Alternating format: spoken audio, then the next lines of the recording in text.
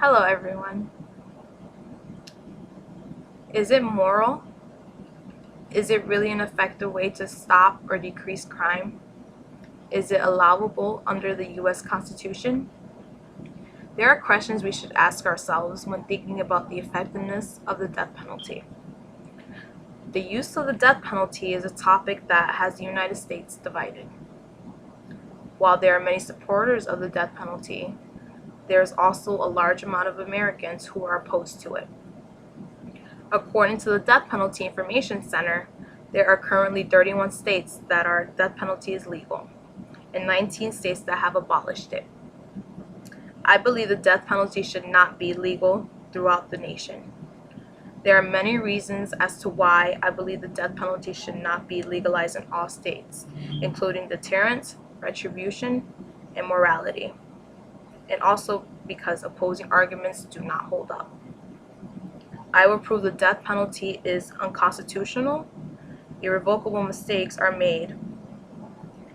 Through examination of the Constitution, pros and cons, views, and statistics, it became clear to me that the death penalty does not work and should be removed altogether. Let's discuss what death penalty means. According to the definition.net, death penalty is a punishment in which the person who committed the offense is put to death by the state. There are 5 methods of execution that can be used for death penalty, and it varies by the state. According to the Death Penalty Information Center, the methods are: first is lethal injection. Lethal injection is the primary execution method of all states. There are currently 34 states, including the U.S. military and the U.S. government, that use only the lethal injection and have no other method for execution. There have also been 1,236 executions using lethal injection since 1976. Second method is electrocution.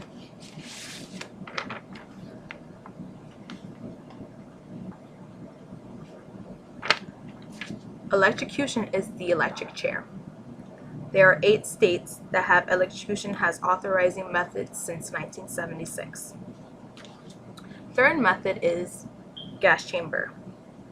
The gas chamber uses nitrogen gas, a form of execution, if the lethal injection is not available or if the courts strike down the lethal injection. There are 5 states that use this type of method, and there have been 3 executions since 1976. Fourth method is hanging. There are 3 states that have hanging as a secondary method for the death penalty. There have been 3 hangings since 1976. Fifth and final is firing squad. There are 2 states that use firing squad as an execution method, and there have been 3 executions since 1976. Now that we know what death penalty is and the different execution methods, I will address the common arguments for and against the death penalty. First, there is a debate on whether or not the death penalty is immoral. According to procon.org, some pro-death penalty supporters may argue that the death penalty honors human dignity by treating the defendant as a free moral actor, able to control his own destiny for good or for ill will, and doesn't treat the defendant as an animal with no moral sense. They also argue that the death penalty celebrates the dignity of the individual whose life was ended by the defendant's actions. I disagree with this. The death penalty is immoral and not considered justice. In my opinion, it's considered a form of retribution. What gives us the right to as human beings to kill people? We basically kill people who kill people to show the killing is wrong. Doesn't it seem hypocritical? We are being hypocrites by saying you can't kill someone, but I can go kill you. That makes us no better than the criminal. Irrevocable mistakes. An argument that a pro-death penalty supporter stated is that no justice system can produce results which are 100% correct all the time.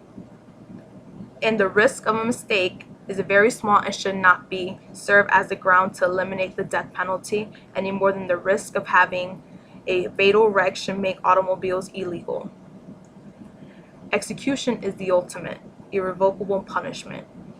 The risk of executing an innocent person should never be underestimated. According to ancestry.org, 150 prisoners sent to death row have been exonerated and others have been executed despite doubts about their guilt. Once an inmate is executed, nothing can be done to make amends if it's a mistake has been made. Columbia University law students found that 2/3 of all capital trials contain serious error when the cases were retried. Over 80% of the inmates were not sentenced to death and 7% were acquitted. We as a society take risks in which innocent lives can be lost. By substituting a life sentence without parole, we meet society's need of punishment and protection without running the risk of error, irrevocable punishment. Is this too much to ask for society, civilized society? Another debate is deterrence.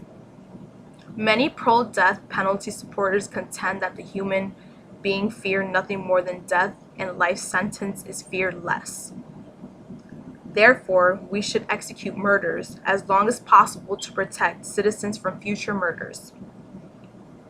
There is no credible evidence that supports this position. As a matter of fact, there is no evidence that the death penalty deters crimes more effectively than life in prison. If you think about it, if a murderer feared the death penalty, why would they still commit the crime if the states with a death penalty if they knew they would be executed for the murder? Another interesting fact is that the states without the death penalty have better record on the homicides rates than the states that do uphold the death penalty. There is a great indication that the death penalty does not deter from committing crimes. Lastly, cost of death versus life in prison. There is no argument from any supporters that upfront cost of death penalty is greater than life in prison. Opponents argue that over time the cost of life in prison will be greater. The greatest cost associated with death penalty occurs prior to and during trial, not in post-conviction proceedings. There have been studies to prove that even if all conviction proceedings, appeals were abolished, the death penalty would be more expensive than alternative sentencing. The death penalty diverts resources from genuine crime measures such as crime prevention, mental health treatments, and rehabilitations. In conclusion, the death penalty is an extreme type of punishment for a crime and does not work. The death penalty should not exist because no person or state should be able to hold that much power to give us order to execute an individual even if the person did a horrendous crime. In other words, who are we to play God and decide who has a right to live or die? Thank you.